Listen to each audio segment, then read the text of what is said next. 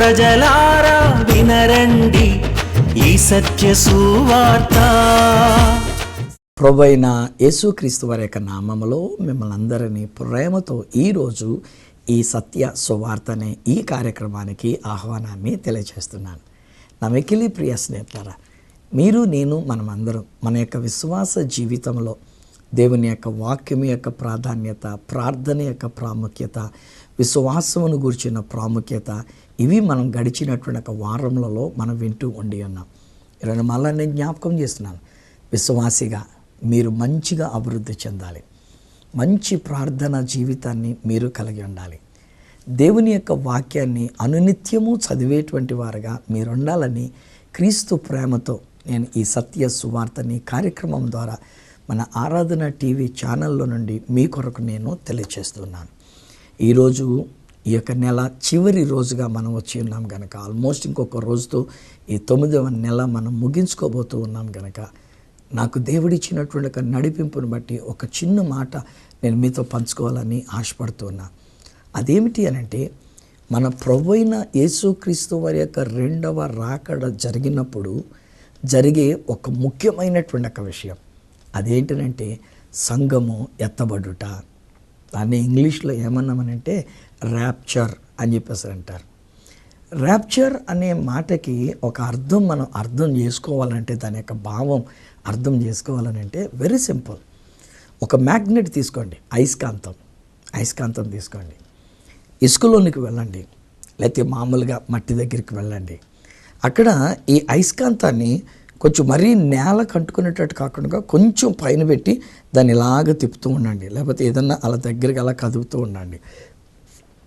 ఆ భూమిలో ఆ ఇసుకలో ఉన్న ఇనుప రేణువులు ఏవైతే ఉంటాయో, ఇనుము సంబంధించినటువంటివి ఏమైతే ఉంటాయో అవి ఈ అయస్కాంతం మనం కొంచెం పైకి పెట్టాము, మరీ నేల మీద కంటే పెట్టలేదు, కొంచెం పైకి పెట్టాం.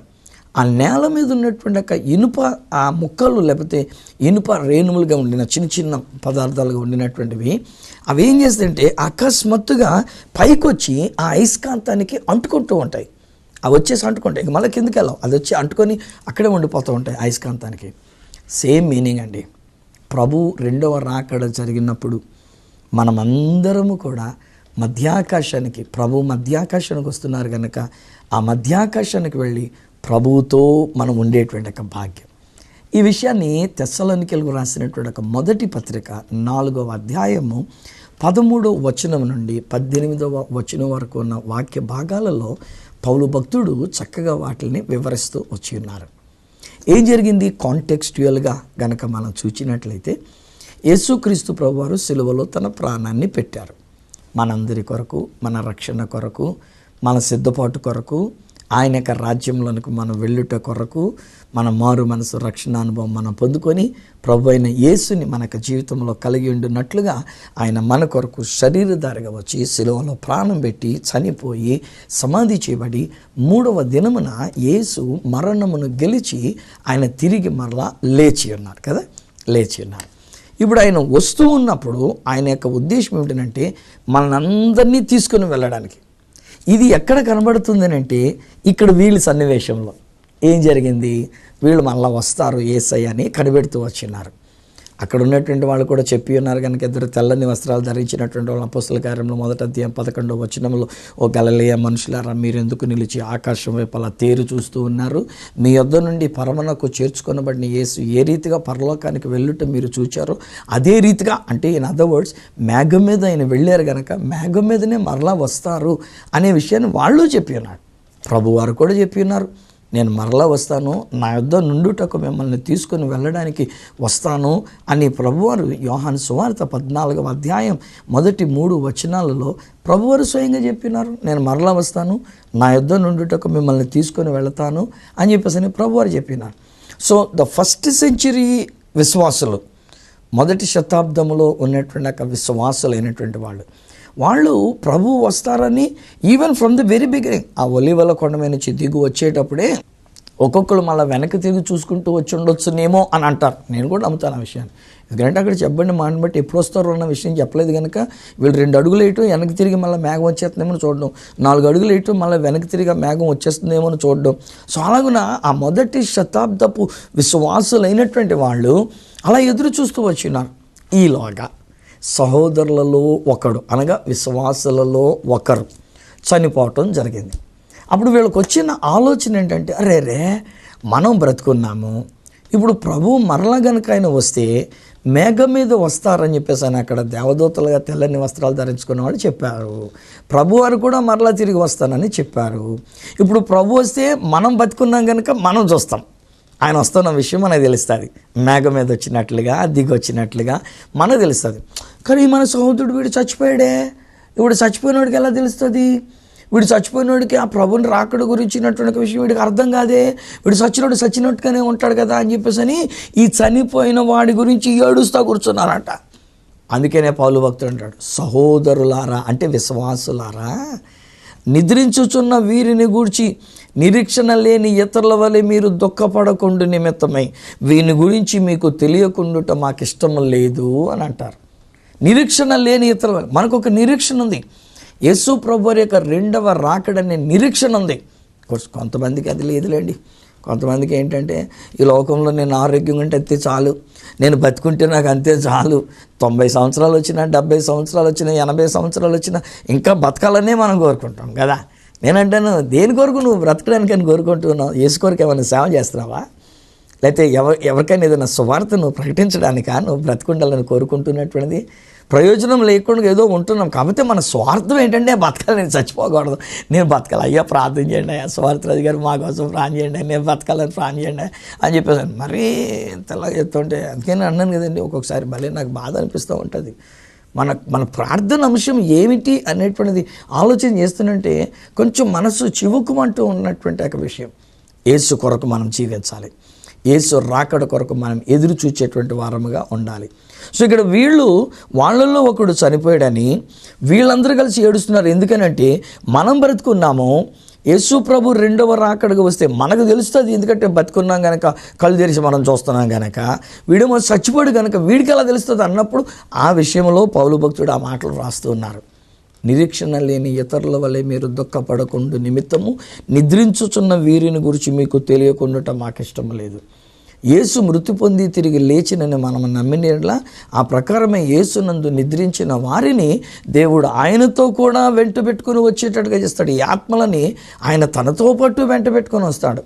ఆర్భాటముతోనూ ప్రధాన దూత శబ్దముతోనూ దేవుని యొక్క బోరతోనూ ఈ సెప్టెంబర్ మాసంలో ఇజ్రాయెల్ దేశంలో కూడా జరిగేటువంటిది గడిచినటువంటి వారంలో వాళ్ళకి యొక్క పండుగలు ఉన్నాయి, సుకోతు పండుగలు ఉన్నాయి, అలాగనే వాళ్ళు బోర్రలు ఊదేటువంటి యొక్క పండుగలు ఉంటూ ఉన్నాయి. ఆ యొక్క పండుగలలో మనం కూడా నా మటుకు నేను ఎందుకని ఆ పండుగల గురించి ఆలోచన చేసినప్పుడు ఇంక వచ్చేస్తారేమో ప్రభు అన్నట్టుగా నేను అనుకుంటూ ఉన్నా. ఏమో ఒకవేళ ఈ బోర్ల పండుగ టైంలో గడిచినటువంటి ఒక దినాల్లో వాళ్ళకి యెరూషలేములో వారు చేసుకున్నటువంటి ఒక పండుగ సమయంలో ప్రభుని రాకడ ఒకవేళ అన్న ఆలోచనతో నేను అప్పుడు జరిగే విషయం ఏంటంటే ఆర్భాటముతోనూ ప్రధాన దూత శబ్దముతోనూ దేవుని యొక్క బోరతోనూ పరలోకము నుండి ప్రభువు దిగి వచ్చినప్పుడు క్రీస్తు నందుండి నిద్రించిన వారు మొదట లేతురు. అండర్లైన్ దట్ వర్డ్ అండి. వాళ్ళు మొదట లేతురు, మొదట మోసుకొని వస్తారు అని కాదు అక్కడ రాయబడిన మాట. అక్కడ రాయబడిన దేవుని యొక్క వాక్యం ఏమని అంటూ ఉందనంటే వారు మొదట లేతురు, ఆ మీదట సజీవులమై నిలిచి ఉన్న మనం. అది పౌలు గారి యొక్క వెర్షన్. మరి బాబు మీరేదో బతుకున్నారు కనుక ప్రభు రాకడ కనుక జరిగితే మేము చూస్తాం కనుక ఆయన రాకడ జరిగినప్పుడు మేమేదో వెళ్ళిపోతాం ప్రభుత్వం ఉండడానికి, మేమేదో ఆకర్షింపబడిపోతాం అని మీరు అనుకుంటున్నారు కనరా నాయనా. నిజాన్ని చెప్పాలంటే మొట్టమొదట లేచేటువంటి వాళ్ళు ఎవరంటే ఆదాము గారు మొదలుకొని ఆ ప్రభుని 2వ రాకడ జరిగే పర్యంతము వరకును ఎవరైతే ప్రభువునందు విశ్వసించి నిద్రించిన వారై ఉన్నారు, ప్రభు నందు నిద్రించిన వారై ఉన్నారు, వారు మొదట వాళ్ళంతటా వాళ్ళే లేస్తారు. యోహాను రాసినటువంటి ఒక మొదటి పత్రిక 5వ అధ్యాయంలో చెప్పబడిన మాట ఏముంటుందనంటే ప్రభు అయిన యేసుక్రీస్తు నందు విశ్వాసం ఉంచినటువంటి మనము జీవము కలిగిన వారమై ఉన్నాము. యేసులో జీవం ఉన్నది. ఆ జీవము మనము కలిగి ఉన్నప్పుడు మనము జీవము కలిగిన వారమై ఉన్నాం. అందుకనే ఎవరికైనా ఆత్మ దేహాన్ని విడిచిపెట్టినటువంటి ఒక ప్రక్రియ జరిగితేనండి, నేను దేవుడు నాకు అప్పగించినటువంటి ఒక సంఘ బిడ్డల విషయంలో సస్సేమ్రా వీళ్ళు చచ్చిపోయారు, వీళ్ళు మరణించారు అన్న మాట వాడినండి. నేను ఖచ్చితంగా ఏమంటానంటే వీళ్ళు ప్రభువునందు నిద్రించి ఉన్నారు, వీళ్ళు ప్రభువునందు నిద్రించి ఉన్నారు. నిద్రపోయారు గనక వాళ్ళలో జీవం ఉంది. నిద్రపోయిన వాళ్ళలో జీవం ఉంది, సచ్చిన వాళ్ళలో జీవం ఉండదు. కానీ నిద్రపోయిన వాళ్ళలో జీవం ఉంది గనుక ఆ ప్రభుని రాకడ జరిగినప్పుడు మొదట నిద్రించిన వారు లేస్తారు. అప్పుడు పౌలు భక్తుడు ఆ మీదటే సజీవులంగా ఉన్నటువంటి, మీరేదో ముందు మీరు చూసేస్తారు యేసు ప్రభుని, ఆయన రావటం మీరు తెలిసేసుకుంటారు. ఇప్పుడు మనం ఒకవేళ ఆయన ఎదుర్కోవడానికి వెళ్ళిపోతాం మధ్యాకాశానికి, ర్యాప్చర్ అనేటువంటిది వీళ్ళు సచిన వాళ్ళకి ఎలా తెలుస్తుంది ర్యాప్చర్ అవ్వడానికి అని మీరు అనుకున్నారు. కానీ మొదట క్రీస్తునందు నిద్రించిన వాళ్ళే మొదట లేస్తారు. ఆ మీదట సజీవులమై ఉండినటువంటి మనము వారితో కూడా ఏకముగా కూడి ప్రభుని ఎదుర్కొనడానికి ఆకాశ మండలమునకు మేఘముల మీద, దట్స్ వాట్ ఈజ్ ర్యాప్చర్. అది కొనిపోబడడం అని అంటే బైబిల్ గ్రంథంలో ఉన్నాయి కొన్ని అలాంటి సన్నివేశాలు. హానోక్ అనేటువంటి ఆయన ఉన్నారు కదా బైబిల్ గ్రంథంలో. హానోకు కొన్ని 100 సంవత్సరాలు, 300 సంవత్సరాలు దేవునితో నడిచాడంటండి. ఆ తర్వాత ఒకరోజు నేను దేవుడు ఏమని ఉంటాడంటే, హానోకు ప్రతిరోజు నేను వస్తున్నాను, నువ్వు నాతో నడుస్తున్నావు, ఎంతకాలం ఈ walking, morning walk evening walk లాగా ఎంతకాలం ఈ వాకింగ్, భోజనం తిన్న వెంటనే మనకు ఆప్సపాలు రాకుండా కాసేపు అందాక అలా నడిచొద్దాం అని అనుకుంటున్నాను. ఓ 10 నిమిషాల పాటు అలా నడిచొస్తూ ఉంటారు అనమాట. సో ఎంతకాలం ఇలాగా భోజనం తిన్న వెంటనే నడవటం, పొద్దుటే మార్నింగ్ వాక్ చేయటం, ఈవినింగ్ వాక్ చేయటం, నేను నిన్ను ఎత్తుకొని వెళ్ళిపోతానని చెప్పేసి అని ప్రభు హానోకుని ఎత్తుకొని పోయాను అని ఉంటుంది. శరీరముతోనే ఆయన కొనిపోబడినటువంటిది. దట్స్ నెంబర్ 1 ఇన్సిడెంట్ అనమాట బైబిల్ గ్రంథంలో ర్యాప్చర్ అని చెప్పడానికి. రెండవ విషయానికి వస్తే, ఏలియా అనేటువంటి ఒక గొప్ప భక్తుడు, ప్రవక్త అయినటువంటి ఒక ఏలియా, రోషము కలిగినటువంటి వాడు. కొంచెం ఒక చిన్న విషయంలో కొంచెం బలహీనపరచబడి ఇంకెందుకులే ఎంత మటుకు చాలని ఒక చోట అన్నాడు కానండి. బట్ దేవుని దృష్టిలో ఆయన చాలా మంచి పౌరుషము కలిగినటువంటి ప్రవక్తగా ఉండినటువంటి వాడు ఏలియా అనేటువంటి ఆయన. అందుకనే యేసు ప్రభువారు కూడా ఆయన రూపాంతర కొండ మీద ఉన్నప్పుడు మోషే ఏలియా అనేటువంటి వీళ్ళిద్దరు, మోషే ఏమో చచ్చిపోయినటువంటి వాడు, ఏలియా ఏమో బ్రతుకుంటుండగా కొనిపోబడినటువంటి ఆయన. దేవుడు తన యొక్క అగ్ని రథాన్ని ఆయన కొరకు పంపించినారు. నేను మనకు టూర్ తీసుకొని వెళ్తున్నప్పుడు, ఇజ్రాయెల్ దేశానికి నేను తీసుకొని వెళ్తున్నప్పుడు, సాధారణంగా ఈ మధ్య మేము ఎక్కువ జోర్డన్ దేశంలో మొదలు దిగుతూ ఉన్నాం. ఆ జోర్డన్ దేశంలో దిగినప్పుడు నాతో వచ్చినటువంటి వారికి నేను కాసేపు డివోషనల్గా మాట్లాడుతున్నప్పుడు నేనే చెప్తా, నాయన మనం వెళ్ళే ఇజ్రాయెల్ దేశమే పరిశుద్ధ దేశం అని కాదు, ఈవెన్ ఇది కూడా పరిశుద్ధ దేశమే. ఎందుకనంటే ఇక్కడికి దేవుని యొక్క అగ్ని రథము వచ్చి ఉన్నది. ఇక్కడ ఈ దేశంలోనే వారు యోర్దన్ నది దాటి యువతలకు వచ్చిన ఈ దేశంలోనే ఏలియా అనేటువంటి ఆయన ఆ అగ్ని రథములో కొనిపోబడుట జరిగి ఉన్నది. ఆ అగ్ని రథము నేను ఏమంటానంటే మన కొరకు దిగు వచ్చినటువంటి ఒక పరిశుద్ధాత్మ దేవుని గురించి చెప్తా. ఎందుకంటే ఏలియా తర్వాత ఎలీషా అనేటువంటి ఆయన పైనుండి పడిన ఆ దుప్పటి భుజం మీద వేసుకొని ఏలియా దేవుడు ఎక్కడున్నాడు అనేటువంటిది చెప్తాం. ఆ దుప్పటిని తీసి ఆ నీళ్ళను కొట్టేసరికల్లా యోర్దన్ నది మళ్ళీ 2 భాగాలైపోయి ఈయన నడుచుకుంటూ అవతలకు వచ్చినాడు. ఆ ఆత్మ అభిషేకం, అగ్ని అభిషేకం. నేను అది చెప్తుంటాను, మనం ఈ జోర్డన్ దేశంలోకి వచ్చినప్పుడు మనం అట్టి పరిశుద్ధాత్మ అగ్ని అభిషేకాన్ని మనం కలిగి ఉన్నప్పుడు, పరిశుద్ధాత్మతో మనం నింపబడినటువంటి వారముగా మనము జీవిస్తూ ఉన్నప్పుడు ఆ ప్రభుని రాకడలో మనము కొనిపోబడేటువంటి అవకాశం. ఏలియా ఎలాగనైతేనే ఆ అగ్ని రథములో ఆ యొక్క పరిశుద్ధాత్మలో కొనిపోబడినటువంటి అనుభవాన్ని కలిగినటువంటి వాడుగా కొనిపోబడి ఉన్నారో, అట్టి అనుభవం దేవుడు మనకును ఇవ్వనై ఉన్నారు. హాయ్ ఫ్రెండ్స్, పరిశుద్ధాత్మ అభిషేకాన్ని కలిగి ఉన్నాము కదూ. ఒకవేళ ఇంకనూ మీరు ఒకవేళ అది లేకుండా ఉండినట్లయితే ఈరోజు నేను చెప్తా, మీ డినామినేషన్ ఏదై ఉన్నప్పటికైనా సరే, మీ సహవాసం ఏదై ఉన్నప్పటికైనా సరే, ఇంతవరకు ఒకవేళ మన డినామినేషన్ వాళ్ళు, మనకి సహవాసం వాళ్ళు మనకి ఏ రీతికి ఒకవేళ నేర్పించి మనకు బ్రెయిన్ వాష్ చేసి ఉన్నప్పటికైనా సరే, ఈ అంత్య దినాలు, ఈ కడవరి దినాల్లో దేవుడు వాగ్దానం చేసిన ప్రకారంగా దేవుడు సర్వ శరీరుల మీద తన ఆత్మను కుమ్మరిస్తాను అని చెప్పినటువంటి ఒక మాట ప్రకారంగా స్నేహితులరా, మనం అట్టి ఆత్మాభిషేకాన్ని మనం కలిగి ఉండాలి. అదే ఒక విధంగా చెప్తే ప్రభుని రెండవ రాకడ కొరకు మనం పడేటువంటి ఒక సిద్ధపాటు అనేటువంటిది ఆత్మాభిషేకముతో నింపబడినటువంటిది. సో ప్రక్కని హానోక్ అనేటువంటి ఆయన్ని దేవుడు కొనిపోయినట్లుగా కనబడుతుంది బైబిల్ గ్రంథంలో. ఏలియా అనేటువంటి ఆయన కొనిపోబడినట్లుగా కనబడుతున్నటువంటి ఒక విషయాలు. అలాగనే ఈవెన్ మన ప్రభు అయిన యేసుక్రీస్తు వారు ఆయన సిలువలో ప్రాణం పెట్టి చనిపోయి సమాధి చేయబడి 3వ దినాన తిరిగి లేచిన తర్వాత మహిమ దేహముతో లేచిన యేసయ్య 40 దినముల పాటు ఆయన ఇంకా ఈ భూమి మీద ఉండి తన యొక్క శిష్యులకును అనేక మందికి కనబడి ఆయన వారితో అనేకమైన విషయములను సంగతులను వారికి బోధించి వారికి నేర్పించి 40 దినములు అయిన తర్వాత తన యొక్క శిష్యులైనటువంటి వారిని ఒలివల కొండ మీదకి తీసుకుని వెళ్ళి చేతులెత్తి వారిని ఆశీర్వదించుచు ఉండగా ఆయన వారి మధ్యలో నుంచి అలా కొనిపోబడి ఉన్నారంట. అలా అలా పైకి వెళ్ళిపోయినారంట. ఈలోగా ఒక మేఘము వచ్చి ఆయనను కమ్మి అన్నది. ఆ మేఘములో యేసయ్య ఆయన కొనిపోబడి ఉన్నారు. ఇడో మాట నేను జ్ఞాపకం చేస్తాను. కొనిపోబడుట అనేది ఒక పదం, మోసుకొని పోబడుట అది మరి యొక్క పదం కదా. చనిపోయిన వాళ్ళని ఏం చేస్తారంటే మోసుకొని వెళ్ళిపోతూ ఉంటారు. బైబిల్ గ్రంథంలో కొత్త నిబంధనలకు వచ్చిన తర్వాతనే అననీయ సప్పీరాలు అనేటువంటి వాళ్ళిద్దరు ఉంటారు. 5వ అధ్యాయం అపోస్తల కార్యంలో. వాళ్ళు అందరూనేమో వాళ్ళ యొక్క సొమ్ము తీసుకుని వచ్చి వాళ్ళకున్న ఆస్తులు అమ్మేసి అపోస్తల పాదముల దగ్గర పెడుతుంటే వీళ్ళిద్దరూ కూడబలుక్కొని అంటారు, ఏమండి మనం ఉన్నదంతా తీసుకెళ్ళి అపోస్తల పాదాల దగ్గర పెట్టేస్తే ఇక రేపు పొద్దున మనకేంటి, రేపు పొద్దున మన పిల్లలకి ఎలా ఉంటుందో, రేపు పొద్దున్న మన భవిష్యత్తు అనేటువంటిది ఎలా ఉంటుందో, ఎందుకని మంచిది కొంత దాచుకొని కొంత తీసుకెళ్ళి ఆయన దగ్గర పెట్టేద్దాం, పేతురు గారి యొక్క పాదాల దగ్గర పెట్టేద్దాంలే అని చెప్పేసి అని అనుకొని ఇద్దరు కలిసి ముందు అననీయ గారు వచ్చారు. అప్పటికి పేతురు అడుగుతాడు, ఏమయ్యా ఎంతకే అమ్మవా నీ స్థలాన్ని, ఎందుకేమన్నాయా నాయన, ఇంతకు మించి వేరేం కాదన్నాడు. అంతే టపేళ్ళని అక్కడే పడి చచ్చిపోయాడు అబద్ధం ఆడినందు చేత. నిజంగా నేను అనుకుంటాను ఒక్కొక్కసారి ఇలాంటి విషయం పాత నిబంధనలో కాదు క్రొత్త నిబంధనలో కూడా జరిగినట్టుగా అబద్ధాలు ఆడిన వాళ్ళు అందరూ రాలిపోతుంది అనుకోండి, ఇంకెవడ అబద్ధం అంటావు అంతే కదండి. అబద్ధం ఆడిన వాళ్ళు రాలిపోయి చచ్చిపోయాడు అనుకోండి, పాపం చేసిన వాళ్ళు రాలిపోయి చచ్చిపోయాడు అనుకోండి, ఇంకా పాపం చేసేవాడు ఎవడు ఉన్నాడు, అందరూ దైవ భయం వచ్చేస్తుంది. కానీ ఇప్పుడు కృప అనే ఒక పదం వచ్చిందండి బాబు. ఈ కృప చేత తప్పు చేసినా కానీ వాడు బతికే ఉన్నందు చేత నేను తప్పు చేసినా పర్లేలే, నేను ఏది చేయకపోయినా పర్లేలే, నేను ఏ విధమైన కోపతాపాలు పెట్టుకున్నా పర్లేలే, క్షమించకపోయినా పర్లేలే అన్నట్టుగా ఇలా జీవిస్తున్నారు. రాకుడి గురించినటువంటి ఇసు మాత్రము కూడా అసలు ఏమాత్రం చేయకొట్టినట్టుగా ఉండట్లేదండి కొంతమంది ప్రజలు. మరి ముఖ్యంగా ఈవెన్ నా క్రైస్తవ బిడ్డలైనటువంటి వారి విషయంలో కూడా నేను బాధపడుతూ చెప్తున్నటువంటి ఒక మాటలు ప్రభు వచ్చేస్తున్నారు. ఈ అననీయ చచ్చిపోయాడు. అప్పుడు రాయబడిన మాట ఏమనంటే అక్కడున్న పడుచువారు ఈ అననీయ దేహాన్ని మోసుకొని పోయిరి అని ఉంటుంది కదా, మోసుకొని పోయిరి. వెనకాల పాప తెలియకుండా ఏం జరిగిందో తెలియకుండా ఆయన భార్య సప్పీర్ అనేటువంటి ఆవిడ వచ్చింది. ఆవిడ వచ్చినప్పుడు మళ్ళీ పేతురు అడిగితే, ఏమ్మా ఈ స్థలం ఎంతకే అమ్మారా, మీకున్న స్థలం అని చెప్పి, అవునైనా అంతకే అమ్మామండి అని చెప్పారు. మళ్ళీ పేతురు గారు అంటాడు, ఏమ్మా నువ్వు మీ ఆయన మీ ఇద్దరూ కలిసి ఇలా కూడబలుకొని పరిశుద్ధాత్మకే వ్యతిరేకంగా మీరు అబద్ధం ఆడతారా అని చెప్పేసి అనేసరికి ఆవిడ కుప్పకులు పడిపోయింది. ఆవిడని గురించి కూడా బైబిల్లో వ్రాయబడిన మాట ఏంటంటే ఆమెను కూడా ఆ పడుచువారు మోసుకొని పోయిరి. ప్రభువారి యొక్క రాకడలో మొదటి ఘట్టముగా ఆయన మధ్యాకాశానికి వచ్చిన తర్వాత 1000 ఏండ్ల పరిపాలన ఉంది.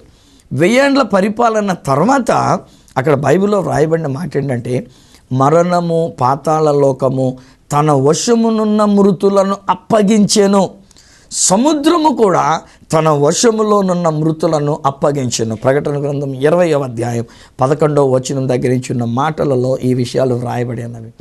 మరణము పాతాళ లోకము సముద్రము తన వశమునున్న మృతులను, మరణం దానికి ప్రాణం ఎక్కడుంది, పాతాళలోకం దానికి ప్రాణం ఎక్కడుంది, సముద్రం దానికి ప్రాణం ఎక్కడుంది. అలలో కెరటాలు అనేటువంటిది కరెంట్ ఉంటుంది అందులోని, కానీ దానిలో ప్రాణమే ఉంది. కానీ బైబిల్ చెప్తున్న మాట ఏంటంటే ప్రాణము లేని సముద్రము పాతాళ లోకము మరణము తన వశములో ఉన్న మృతులైన, ఎందుకంటే వాళ్ళ జీవం లేదు కనుక. జీవం ఉన్న వాళ్ళు లేస్తారు, వాళ్ళు మధ్యాకాశానికి కొనిపోబడతారు. మన తెస్సలోనికీయులకు రాసిన మొదటి పత్రిక 4వ అధ్యాయం 11 నుంచి వ్రాయబడిన మాటల ప్రకారంగా జీవము లేని వారిని మోసుకొని పోవుట జరుగుతుంది. అలాగే యేసు ఆయన కొనిపోబడి ఉన్నారు. నమ్మికిలి ప్రియ స్నేహితులారా, ఈయన మాటలు వినుచున్న నా ప్రియమైన దేవుని బిడ్డలారా, మీరు నేను మనమందరం విడువబడుట కాకుండా ఆ ప్రభువైన యేసుక్రీస్తు వారి యొక్క 2వ రాకడ జరిగినప్పుడు మనం ఎత్తబడే గుంపులో మనం ఉండాలి. ఆయన రాకడలో మొదటి ఘట్టం ఆయన మధ్యాకాశానికి వస్తూ ఉన్నారు.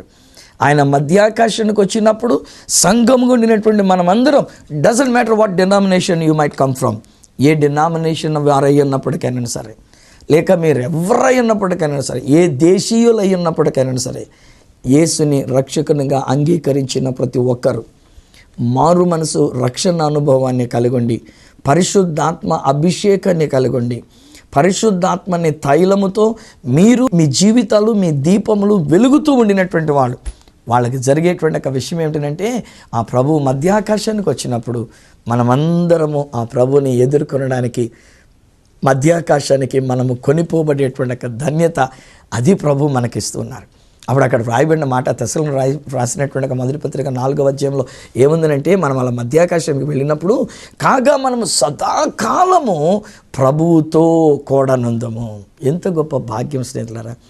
ఎవరైనా ఒక పెద్దవాళ్ళతో ఉండడానికి, ఏదైనా ఒక వాహనంలో ఎవరైనా వచ్చి మనల్ని తీసుకెళ్తానంటే ఎంత సంతోషంగా వెళ్తామండి.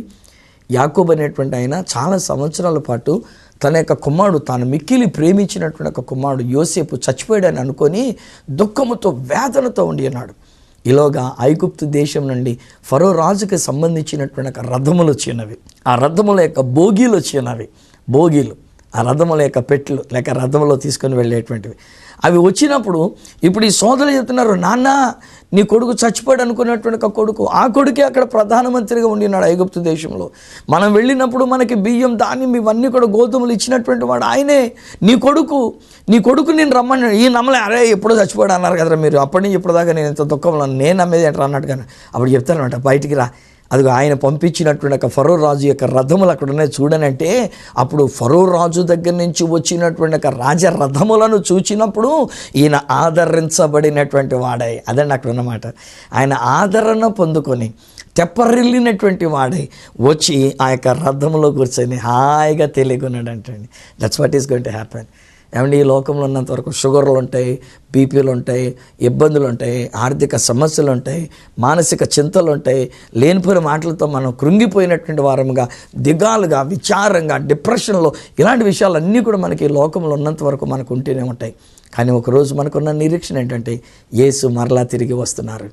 ఆయన వచ్చినప్పుడు యావత్ సమాజం అంతా కూడా, ప్రపంచంలో ఉన్నటువంటి ఒక మానవులమైనటువంటి మనమందరం కూడా, మరి ముఖ్యంగా యేసుని రక్షకునిగా అంగీకరించినటువంటి వారం, యేసు క్రీస్తు నందు ఆశీర్వదించబడినటువంటి వారం మనమందరము ఆ మేఘం అనేటువంటి ఒక రథముల మీద ఆ మధ్యాకాశానికి ప్రభువు దగ్గరికి మనం వెళ్ళినప్పుడు, ప్రభువుతో ఉన్నప్పుడు, నేను అంటాను చెందుతారా, ఇక ఏ చివుకు చింత అనేటువంటిది లేదండి. ఈ కన్నీరు, దుఃఖం అనేటువంటిది అక్కడ లేదండి. అక్కడ యేసుతో మనం ఉండేటువంటి ఒక గొప్ప భాగ్యం. ఫరో రాజుతో ఉండడం పెద్ద గొప్ప సంగతి కాదండి బాబు. అందుకొర కాదని అక్కడ చూసినటువంటిది, యాకోబు దేవుని చేత ఆశీర్వదించబడిన వాడై ఆ యొక్క ఐగుప్తు దేశాన్ని కనుక ఫరోని పిలిచాడు, అక్కడ రమ్మని రా, నేను ఆశీర్వదిస్తానని చెప్పేసి అని ఫరోనే పిలిచాడు అయ్యంగాను. సో ఈరోజు నేను మనకు కూడా ఉన్నటువంటి ఒక విషయం ఏంటంటే, దేవుని చేత ఆశీర్వదించబడిన వారముగా మనం ఆయన రాజ్యంలోనికి కొనిపోబడడానికి ఇది దేవుడు అంటున్నాడు. అందుకనే మత్తయి సువార్త 25వ అధ్యాయం 34వ వచనాల్లో కనుక మనం చూసినట్లయితే, అక్కడ ప్రభువారే మాట్లాడుతూ చెప్తున్న మాటలు ఏంటంటే, నా తండ్రి చేత ఆశీర్వదించబడిన వారులారా రండి, లోకం పుట్టినది మొదలుకొని మీ కొరకు సిద్ధపరచబడిన ఆ రాజ్యాన్ని మీరు స్వతంత్రించుకుందరు. కానీ నా తండ్రి చేత ఆశీర్వదించబడిన వారుగా రండి, మీ కొరకే సిద్ధం చేసిన రాజ్యం. అవును స్నేహితులారా, ఈరోజు నా మాటలు వింటున్న మీరు ఎవరైనప్పటికైనా సరే, సామాన్యులై ఉండి ఉండవచ్చు, డబ్బు లేని ఒక పేదవారై ఉండి ఉండవచ్చు, విద్య లేని పామరులై ఉండి ఉండవచ్చు, ఏ రోజుకి ఆ రోజు కష్టపడి పని చేసుకొని ఆహారం సంపాదించుకున్న వారై ఉండి ఉండవచ్చు. కానీ ఈరోజు నా ప్రభు అంటున్న మాట ఏంటంటే, నీవు తండ్రి చేత ఆశీర్వదించబడిన వ్యక్తివి. ఏమిటి ఆశీర్వాదం? ఆయన కుమారులుగా ఉండే భాగ్యం, ఆయన పిల్లలుగా ఉండేటువంటి ఒక భాగ్యం, ఆయన అనుగ్రహించిన పరిశుద్ధాత్మని కలిగి ఉండేటువంటి ఒక భాగ్యం. ఎప్పుడైతే పరిశుద్ధాత్మ చేత మనం నింపబడి ఉంటామో, పరిశుద్ధాత్ముడు మన మీద ఉండిన అనుభవాన్ని మనము కలిగినటువంటి వారమై ఉంటూ ఉంటామో, అప్పుడు నేను అంటాను స్నేహితులారా, మనం రక్షింపబడినటువంటి వారమే, మన పాత జీవితం అంతా తీసివేయబడినటువంటి వారమే, మన పాప జీవితం అంతా కూడా కడిగి వేయబడినటువంటిదై ఆ దేవుని చేత, తండ్రి చేత మనము ఆశీర్వదించబడిన వారమై ఆయన సిద్ధపరిచిన ఆ రాజ్యంలోనికి వెళ్ళే ధన్యత ఆ ప్రభువే పిలుస్తూ అంటున్నాడు. Are you been blessed? నువ్వు ఆశీర్వదించబడి ఉన్నావా? దేవుని కుటుంబంలోనికి వచ్చి ఉన్నావా? ఆ ఎత్తబడేటువంటి ఒక ర్యాప్చర్లో ఉండడానికి రక్షణ, మారు మనసు అనుభవాన్ని నువ్వు పొందుకొని ఉన్నావా? పరిశుద్ధాత్మ అభిషేకాన్ని కలిగి ఉన్నావా? ఒకవేళ ఇంతవరకు నీ జీవితంలో అట్టి మారు మనసు, రక్షణ అనుభవం లేకపోయినట్లయితే ఇప్పుడైనా మించిపోయింది లేదు. నేను ప్రకటిస్తున్న యేసు నీ కొరకే చనిపోయి సమాధి చేయబడి తిరిగి లేచారు. ఆ యేసునందు విశ్వాసం ఉంచండి. యేసుని మీ హృదయంలోనికి తీసుకురండి. ఆయన ఇచ్చిన పరిశుద్ధాత్మ మీ మీద ఉండడానికి మీరు ఒక అవకాశాన్ని ఆయనకి ఇవ్వండి. ఆయన మీలోనికి రావడానికి, మీ మీద నుండి మిమ్మల్ని ఆయన రాజ్యము కొరకు సిద్ధపరచడానికి ఆయన సిద్ధంగా ఉండి ఉన్నారు. పరమ తండ్రి, మీకు వందనాలు. మీ ప్రియ కుమారుడైన యేసుక్రీస్తు వారి యొక్క నామములో నేను ప్రార్థన చేస్తూ ఉన్నాను.